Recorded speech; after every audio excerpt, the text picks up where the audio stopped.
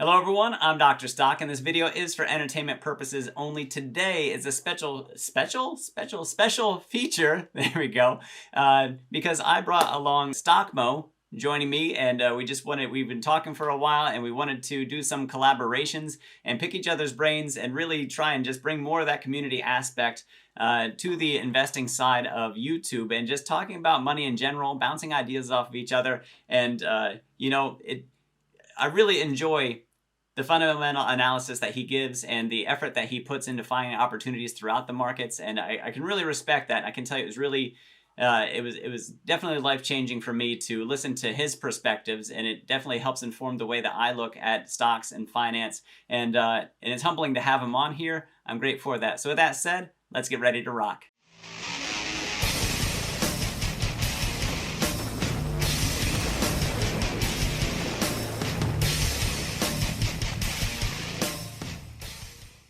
Welcome back. As I said, I got Stock Moe here with me today. There is a link to his channel. Make sure that you check it out down in the description. And when you go over there, hit the subscribe button. You might as well even hit the like button for whatever video it is, because I guarantee you it has high quality information, and also that notification bell so you can see when his videos come out. I know that I rang that bell back in August when he started his channel, and I mean, I've been nothing but pleased ever since. It's been incredible, and I think that you'll enjoy it. With that said, also when you're looking down at the description, I have my link to my Patreon down there, Moo and Weeble. You can sign up, deposit your cash, you'll get some free stocks. I get some free stocks for the referral, and I also have a like button available. Go ahead and hit that, a subscribe button, and a notification bell. Go and ring my bell, and I would really appreciate it. With that said, let's bring on Stock Moe. Hey, I appreciate it, man. This is pretty exciting for me. I got to tell you, Dr. Stock, I've been doing this for probably 13, almost 14 months now, almost 800 videos. And you, my friend, are the first one that has interviewed me. I've done a few interviews. I even interviewed you, but I have never been interviewed yet. And I know there's some people out there that I would love to do collaborations with. So I'm reaching out, trying to find people who want to work. And anybody out there watching this, if you're interested, maybe we can get something to work. But I'm excited to be on your channel. I love what you do. You got great technical and fundamental analysis. I like it. You're definitely up there in terms of quality compared to a lot of people out there. You put knowledge behind what you talk about, and I appreciate that.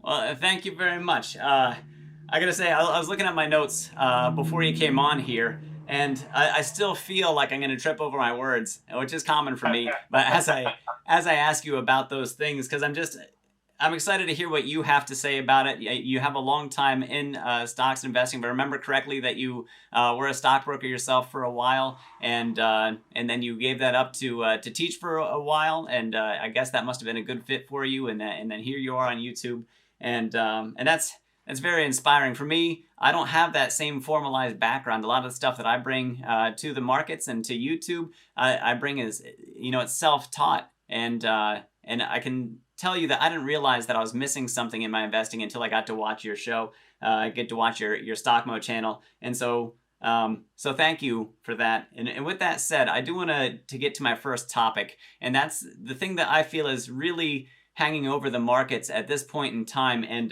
not only the regular financial markets that we have, but also the emerging financial market that is crypto, the debt ceiling. So do you see us being back in 2011 where we have that possibility of having that, and maybe I'm getting ahead of myself here with the debt ceiling talk. How does this play out from here with the debt ceiling? Maybe on the politicals? I know this isn't a political show, and I'm not asking you to be political, but how do you see it playing out, like between the Democratic and the Republican parties, and what are the implications for the financial markets between now and resolution? I love it. I love the question because what's the old saying? If you don't learn from history, you're doomed to repeat it. This is one of them cases. We see back in 2011, we had this major showdown between Democrats and Republicans over the debt ceiling back then, and it got really bad to the point that the U.S. debt was actually downgraded by one of the agencies, and that hit the market tough. I think it ended up being down, I swear it was something like 9% up until or 9% down until they made the agreement. Then it dropped an additional 7%. It was roughly in that range, 16, 17% overall. And then it took a month to get a little over half of that back, but then it took an additional 5 months to get the rest back. So we were down because of that issue for 6 months before they got all that money back.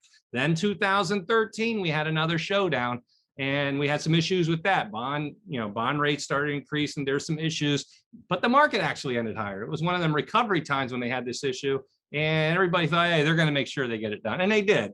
But there still was some volatility out there. This one's a little different, and it can be solved. It can be taken care of, and it's up to the politicians in D.C. to get it done. One party wants the other party to go ahead and just take care of it. Republicans is telling the Democrats, hey, you guys have the power to take care of this, take care of it. And so we're going to see how this plays out. We know that the Fed came out and said, look, we got money, was it Janet Yellen, I believe it was, came out and said, we have until October 18th until we run out of cash. And the closer we get to that day, it's not like the market's going to be normal moving into that day. My personal opinion was you're going to see a lot of downward pressure on the market. I think we're seeing that. I think we saw what they call a dead cat bounce, and no, Tesla cat's not roaming around the studio, so I can say this. But we had a dead cat bounce. What I thought was yesterday. I thought, hey, we got crushed 2 days ago. Yesterday, the market was kind of green for some of the things, but kind of sold off at the end, and that was a bad sign for me. Then we see the pre-markets today just going through the roof. And I said, and I remember talking to Mrs. Moe, and I said, look, I'm not going to be surprised to see this market red by the end of the day, because there's so much volatility worrying about DC, the supply chains. China is, lowering their GDP, a lot of bad things going on. And it's not permanent. To me, it's temporary. I thought through the middle of October, maybe that third week of October should start to turn everything right. And I think the debt ceiling's finished. We have a better outlook on how the whole infrastructure bills are going to be. And of course, supply chain management hopefully will start to improve over the next month. And then Delta and COVID in general will start to come back down even further. And we see a recovery for that fourth quarter into January and February of 2022. And we get some good growth for these growth stocks. So that's where I see this playing out. I don't think anything's going to be solved right away. They're going to try to kick the can down the road a little bit, if you will, try to come up with temporary solutions, and even, hey, we can pass funding, can push it towards December or something, and then we'll worry about it then. But the longer they put this off, the worse it's going to be for the market. All right. Well, that's something that I've been talking about on my channel, and some things that I've been thinking over. That October 18th day that you mentioned, that Janet Yellen came out and said, hey, we're out of cash October 18th. Do we feel that pain over time, or is it something that we kind of forget about as investors until it comes closer to the time? So October the 18th is a Monday. October the 15th is a Friday, which means it's our last trading day prior to running out of cash. And for those of you who haven't thought about this yet, that's the third Friday of the month, which means that we have options expiring that day. And, is this a place where we can see a very large overreaction to what's going to take place, or does that happen on the 18th? So I guess my question to you is, do you expect possibly a reaction prior to this, like in the week leading up to it, like October 11th, Monday, and then just have a very red and very rough week into leading up to October 18th? Or is it going to be more reactionary that October the 18th hits, we find out where we're at, and if it's bad news, then we see the reaction? When does that reaction happen? I got to tell you, I looked at this in history. I think the closest we can come right now is that 2011 debt ceiling issues we saw back then. To me, that's the one we look at. And there's a lot of debt ceiling issues that have passed through time. But that 2011 and 2021 one right now, to me, are the closest correlated. And I personally feel that looking at that one, the first week or two before that debt ceiling, hey, we need to come up with a number, because it could get bad. We came within 2 days of running out of money. But they did it. They announced a solution 2 days before, but that market was already down by the time we got to that day. Even though they had a solution, it was down. That's where I thought it was around 9%, because over just a few weeks, it was 9% loss on that market. That's a ton in a matter of days. And so, yeah, I think we might be I think we're already started. If you go back and look at the highs, and that's when you had the gridlock in DC. You had the Republicans and Democrats, Republicans saying, we're not going to help you with this. Democrats saying, well, you are, or we're not going to do anything. You have both parties just hitting their heads against each other. And at that point, I said, boy, oh boy, oh boy, if they don't get this solved, there's going to be some volatility, short term, but volatility towards the negative side over the next few weeks into that middle of October, when a lot of estimates were coming out that is what do they call it, day X, where we run out of cash. And so for me, I think we're already in that. I do think until you see positive movement that this is permanently taken care of, that volatility will remain in the market. Anything that tries to extend it even a month or two without the permanent, not the permanent, but that, taking care of it for the long term, that you're going to see continuation of selling off, avoiding risk. Bonds are going to go up. 10-year, I said, would go 1.55, 1.75. That was before it was even close to that. Now we're almost there. We're almost at the 1.55 already. And I haven't had a chance to check today. It might even be there now. And so, yeah, I see some volatility. I did move some of my stocks around, my triple leverage portfolio, moved it into some other things to take advantage, and we'll see how it plays out. But yeah, I think it's going to be some rough sailing until they get this settled. Okay, so I guess my next question for you then is about options. Would you prefer, over a shorter time horizon, purchasing not purchasing, but selling the put options, there we go, which would tie up some of your capital as a cash covered put, or which would give you the lower cost basis, and also assuming that you're looking for assignment, that you want to be able to have those shares sold to you, those 100 shares. So giving you a lower price overall for entry for the stock, or would you more prefer the leap options with the longer time horizons that would take care of some of the uncertainty and lower some of the front end investment? Yeah, that's a great question. I like that strategy too. I know a lot of people would actually do both of those and maybe even do a combination. I personally, I like doing the leap options. I like to look at the macro economy of the world's, the sector I'm looking in, EVs, for example. And I think to myself, okay, I know they got this price to make money on some of these leap options. I think they're off. I think they're too low, and I'm going to be able to make a lot more money. I could buy the stock outright, or I could buy these leap options, which give me an opportunity to get these shares, at a certain price, a year more. A leap option is a year or more before it expires. So I like those because I figure a year. I got some that go off in 2023 in June. I have an Apple one right now. That was doing fantastic. Now it's pulled back a little bit, but I do have some other leap options that got hammered though. The Neo, SoFi, and some other ones, ChargePoint. So there's a lot of risk. I could have just held on to stock, not worried about it, no time decay. And I did that, but I also added in some leap options. So I personally prefer leap options. I think it's easier to look at the future revenue, the growth of the industry as a whole, check out the governments around the world for some of the EV plays I'm looking at and say, look, I think this is going to accelerate quicker than people imagine.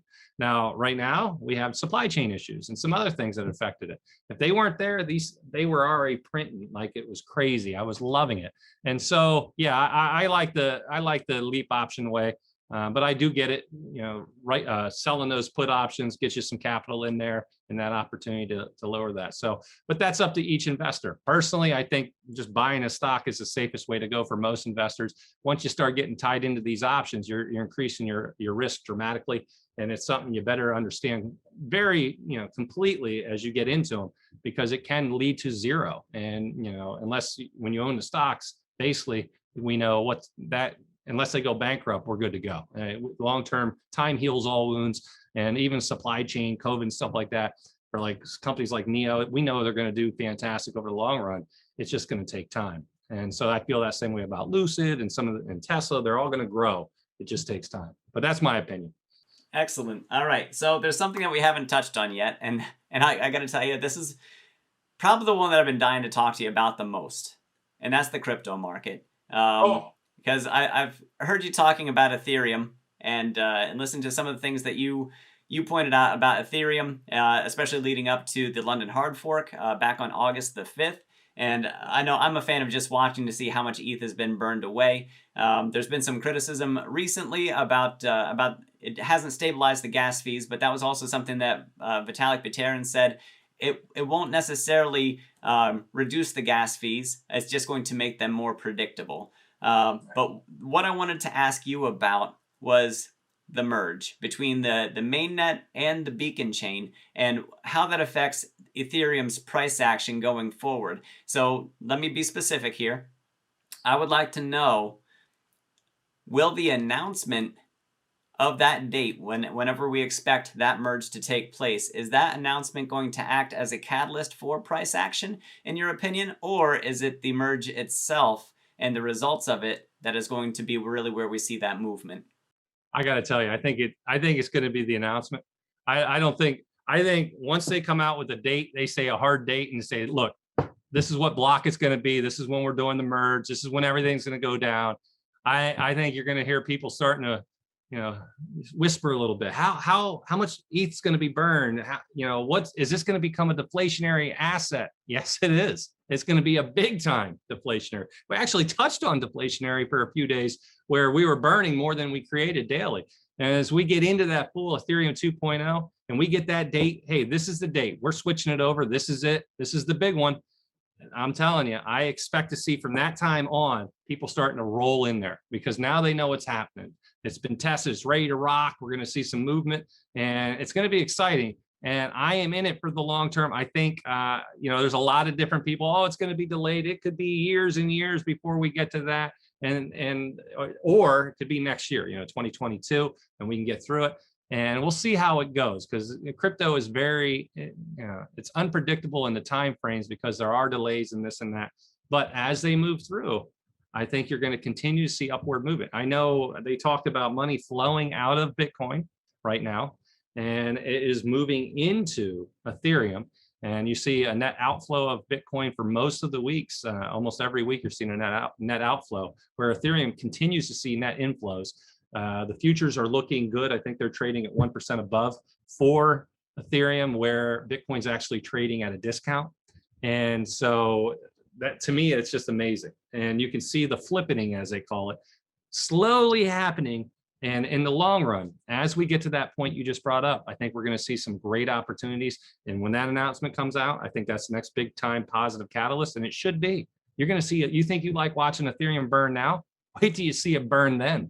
And then when we get to the sharding and we can get those gas fees under control and they get up to that 100,000 transactions per second, oh man, we are going to see Ethereum just dominate. And that's why I want to build my position now. I don't want to wait until everything's fixed. That's when the price is already going to be through the roof.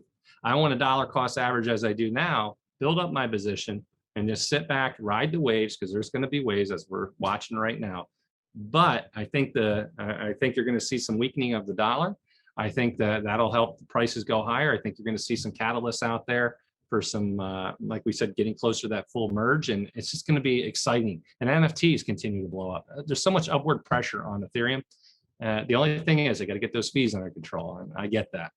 Absolutely. So with the fees, with proof of stake coming up, with that merge that we discussed.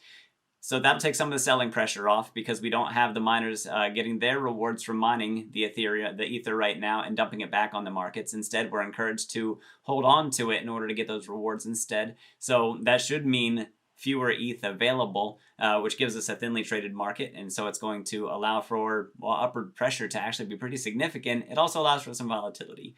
Hold on, lost my train of thought, but it's coming back. I feel it coming back, Mo. And I'm sorry about this, but this is what it's like when you are live with me in an interview setting. So on to sharding. For that, when that brings that scalability to it, that's going to be incredible for us. And that also reminded me of Visa, because I read an article put out by Visa about the NFTs, which you also mentioned. And Ethereum was the most mentioned in that article, and Visa does seem to love Ethereum. As a matter of fact, today, I believe it was, they announced that they're developing their own layer 2 solution, so something very scalable and fast, but then it's going to the transactions are going to clear on Ethereum and add to the blockchain there, so they're leveraging the security of the Ethereum blockchain. I'm sorry, I just get excited about this stuff, and I start to talk too fast and go over myself. In any case, so Visa wanting to be part of that and then moving forward with it, that also speaks to the credibility that they see with Ethereum, with its proof of stake also being very viable, and also the sharding bringing the scalability that they need also with their layer 2 solution on top of that, bring even more transactions per second. Visa is a big company, and I don't think that they would make these steps without doing their own research and their own homework on this. And Ethereum, I think, has just been incredible. I honestly sat back and watched the crypto market for a long time, and honestly, I was kind of afraid to touch it, especially this past year when I watched Bitcoin and Ethereum do their runs, and it was incredible to watch. And I'm just like, I do want to start a position, and I wanted to, but I just kept holding off. And then finally the sell-off happened, and I was like, you know what? It's getting time. I was doing my homework. Ethereum is definitely where most of my money lies. I like Polygon as a layer 2 solution. Coinbase using them for faster transactions, cheaper transaction costs. Ernst & Young also signing a partnership with them. They also have the merger with Hermes.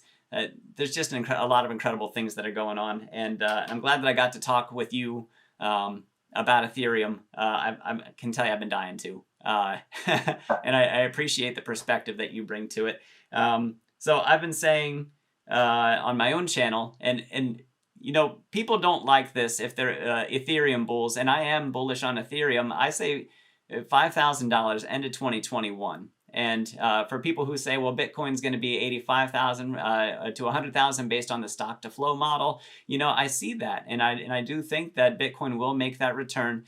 For me, I like to be conservative about the numbers that I put out there. So when I give my 2025 projection, for me, I do think that competition is a factor. So I only put it up at 10 grand for 2025. And again, people who are very bullish on it say that's just a lot too low.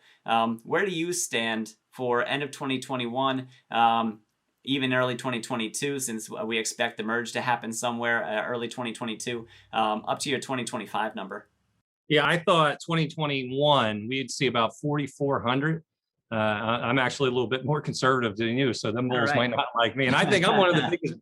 I think I'm one of the bullish crypto guys. Ethereum, I should say. I'm big time Ethereum. I'm all in Ethereum. I got some Bitcoin on the side. I got a little bit of some altcoins in there, but I'm all over Ethereum. I think Ethereum's the future.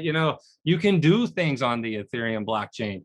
But I do see 4,400 by the end of this year. And I know a lot of people expecting a big run. Got a lot of issues out there and the market issues and some other things. But I do think Q4 is where you're going to see that run up. I don't expect it to happen yet. I know we're floating around 2,900 to 3,000 right now. But as we go forward, I do expect to see that pick up. We got some other things happening with the blockchain in October, which is coming up real soon. So that'll be a positive catalyst. And then as we get into that 2025, we're going out years now. And that's always fun to throw a football that far. So when we get there, I put down 10 to 30,000 as my estimate, with 10,000 being my most conservative.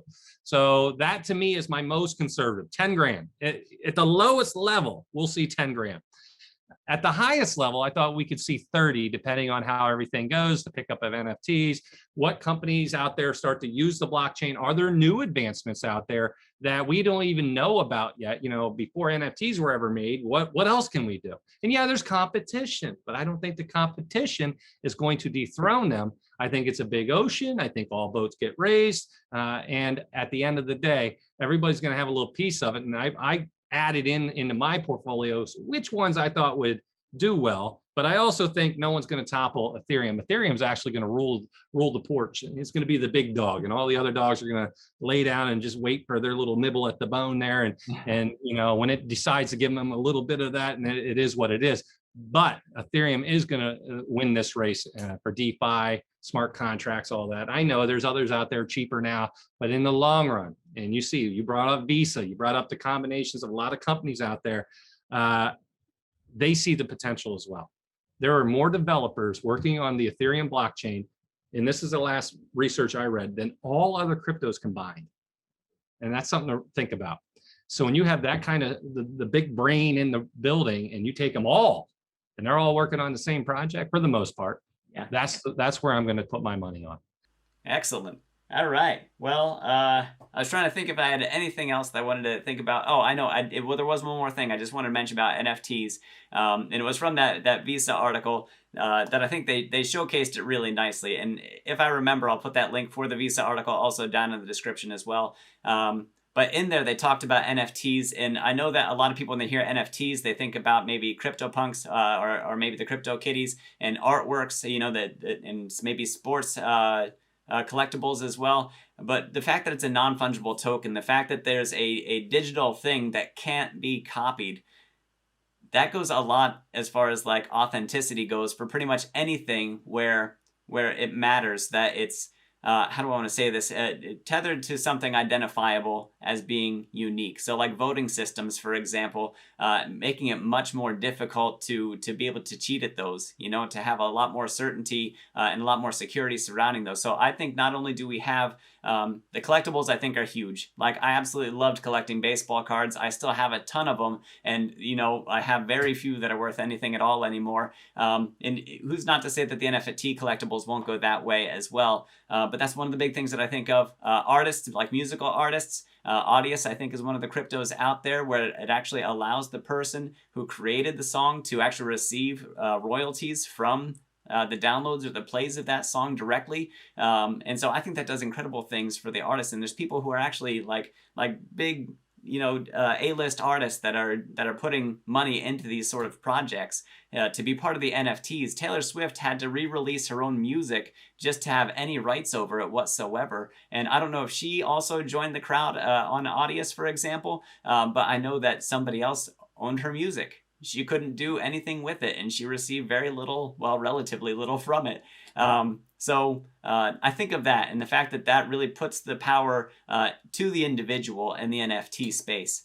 So to me, I think the NFTs are incredible. And I know that there is a passing fad for some of these early NFTs to say that they had some of the first ever to be offered with these big NFT sales. But I think the future broadens out to a much more generalized audience with a lot more use cases. And I think that that's where the real power comes in. I agree. I think NFTs, I can tell you, I'm a big proponent of owning DraftKings. And one of the things they're doing right now is bringing NFTs to their DraftKings marketplace.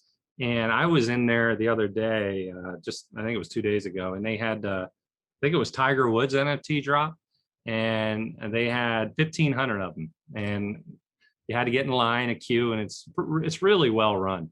And at the end of it, I got in there and it tells you what position you're in after it starts. It has started up and you're randomly given a position. I was 20-something thousandth person to try to get one of the 1,500 NFTs. And that goes to show you the popularity of NFTs, collectibles in sports. I used to collect baseball cards as well. I loved it. I still love it. And it's fun. You open that pack, it's a little bit of gambling. Hey, am I going to get what I paid for? Am I going to hit the jackpot and get a signature? You know, or am I going to get a used piece of materials built into the card? You know, some of them. And you just don't know. And that gets you into that whole investing. I can tell you, if I would have put the money I put into baseball cards back in the 80s and 90s into stocks, oh, I'd be rich right now. I bought so many baseball cards. But like you said, most of them are worth nothing. Is NFTs going to lead that way? You know, it depends. If they flood the market with the useless ones, yeah, I would expect most of them would be like that. Like but just like baseball cards. Yeah, just like baseball cards, though, there are still some that are just outstanding, and they're worth a good amount of cash, and they're the ones you want. So the question is, which NFTs and which marketplaces, all this stuff are going to be the big ones. I do think it's going to expand. I think NFTs are going to change the game for artists, YouTubers. You're going to be able to sell a lot of different things, creators out there of different things, music, all this, and you're going to be able to put your creations on there and monetize it, prove it's yours, and just get that use it to your advantage. And I think it's going to help out a lot of people. I think companies like DraftKings would be smart to expand their marketplace even more, make it like an eBay sort of place, because you have such a user base that is into sports that you could create a dominant market in NFTs in the sports arena and just take over that. And that's one of the biggest things in the world. Think soccer around the world, football here in the States, baseball around the world. There are a lot of, if you can just dominate that, and we know DraftKings, at least I think DraftKings is going to be one of the biggest companies in the world over the next 10 years. If they can expand with the NFTs and the prices start to come down for everything, I think this is going to be huge. I think they can take a little cut, they're going to do fantastic. So yeah, a lot of opportunity out there. Yeah, DraftKings, since you brought them up, Definitely by far one of my favorites in the online sports betting space. I've featured them on my channel a number of times. I definitely wasn't one of the earliest. I think I got in, the first position I ever had was around maybe $40 per share. And it has done pretty well over time. Right now, the stock has actually dropped down, and I made a video earlier today with DraftKings being back under 50. And to me, that's incredible to see it back there. But when you look at the technicals on it, it's actually at a really good spot to actually bounce back up. And so we're going to have to watch the overall markets. But back to when we were talking about baseball cards, I think that we should start wrapping this up, but I don't want to do it without leaving everyone with a little story. My uncles, the one time took me to a flea market to shop for baseball cards, and the year was 1993. Not a great year for baseball cards. However, I'm trying to think of when it was that Frank Thomas's, I think he was the Big Hurt, was that his nickname? Played for the Chicago White Sox, I believe. Yeah, he did. He was my favorite baseball player at the time, and I was looking for his rookie card, and it was either in 1988 or 1999, 1988 or 1989 tops, and his rookie card, there was actually an error printed on one, and so I remember, I think it was like $2 or $3 for this pack of baseball cards, and it was one of the wax packs, and I was like, maybe I'll get a Frank Thomas, and maybe it'll be the error card, and I remember just, that little kid excitement, because at the time I was only 10 years old, so I bought this thing, cracked it open, wasn't looking for the Frank Thomas right away. What I found was the stick of gum. Yes. But this is like a 4 or 5 year old stick of gum at this point in time. But I was just excited for bubble gum. Popped it in my mouth. The thing just crumbled, and it did not stick together. It was the driest. And I just remember chewing and having pieces fall out of my mouth. And my uncle's, I just looked at him. He's like, "What are you doing?" He goes, "That thing's years old." And the card that it was sitting on, actually all the oils from the gum was now soaked into the top baseball card, and definitely not in the gum anymore. Oh, that's disgusting. I remember those days, man. I remember I think it was the Ripken card where they put the F word and then face on the bottom of the bat, and I think it was Fleer.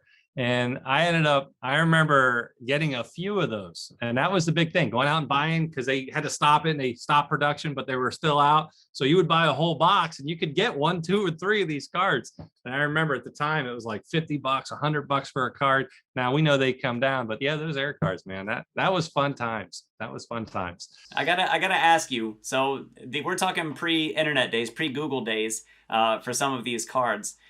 Did you have let me see, Beckett was one of them, the price guide, and then if it was an error card, it had like an E next to it, so you had 2 of the same number of cards, like 590 and 590E, and one of them was the error card, and then you would look at the price next to it, and me with my $ eyes as a little kid, just dreaming about getting a hold of any one of these cards, it was just incredible. I remember back then with the Beckett magazines, every month they'd come out, and I'd go down to the local news store here in town where I grew up, and you'd walk in and buy your Beckett magazine and flip through and see how much money you made. It's sort of like you and I with our stocks now, opening up the app every day. How much did we make or lose? Is it up? Is it down? What's going on? And as a kid, that was basically our introductory lesson into investing, even though we didn't know it. And that was our ticker tape, if you will, was the Beckett every month. Yeah, I don't even think about those days anymore, that we had to wait a whole month to find out how the price has fluctuated on our cards. And, sometimes you'd get this card at a flea market and you're like, man, I got this card for $10. That's a steal. Then you see the next month come out and you're like, oh, the price dropped on it. But anyway, those days are at least gone for a little bit. But yeah, the stock market has definitely satisfied that sort of itch for collecting, if you will. Stock Moe, we better wrap things up here. I want to thank you very much for coming on here. It's been a lot of fun. It's nice to have the back and forth and get to smile and laugh about these things and talk about the ideas within the stock market. Did you have anything that you wanted to close with before we say goodbye? No, absolutely. I appreciate everything, being invited on here. First time I've ever been interviewed on YouTube. So I greatly appreciate you reaching out and offering to come on here. I want to do more in this, more things like this with other people, including yourself more. I think as we build rapport with other YouTubers, we can really bring some education and financial literacy around the world to help people. And I think that's one of the biggest things. My goal originally starting my channel was to help people. And I think we need to see more collaborations with YouTubers. And so I appreciate any of you other YouTubers out there listening. Reach out. I'm sure Dr. Stock would love to have new people on as well. I think it's just a good community, and we can grow this. And it's not a competition, but it should be a collaboration of bringing financial literacy to others out there and help them with our knowledge. And they always say, having one mind's good, but having a group of minds working together is even better. And so I do appreciate you allowing me to share some of my knowledge with yours. Well, thank you, Stock Moe. I really do appreciate it. And everybody, if you haven't checked out Stock Moe's channel, that link is down in the description for you. Head on over there, hit the subscribe button, hit the like button for him, and trust me, you will not be sorry for hitting that notification bell and seeing when his videos come out. They're always highly relevant and absolutely wonderful. So thank you, Stock Moe. You got it. All right, so it's different because normally at this point in time I say, so let me summarize. Having Stock Moe on the channel has been absolutely incredible. He's definitely one of my favorite YouTubers. I hope that you guys enjoyed today's content. I know that I really thoroughly enjoyed this format, getting able to talk and collaborate, and I hopefully we get to do more in the near future. And down in the description, check out that link for Stock Moe. Check out that link for my Patreon. Come over and join my community of investors. We would absolutely love to have you over there. I also have my portfolios available, my buy and sell alerts that I post in my Discord every day that I'm buying and I'm selling. And I'd absolutely love to see you over there. Moo and Weeble, those links are down there. Sign up, deposit your money, get your free stocks, and thank you for the free stocks that you kick back out to me. Let me see, there's something else. Oh, I know. Like button, subscribe button, and notification bell. I'm Dr. Stock. Thanks for rocking with me. Now go get that money.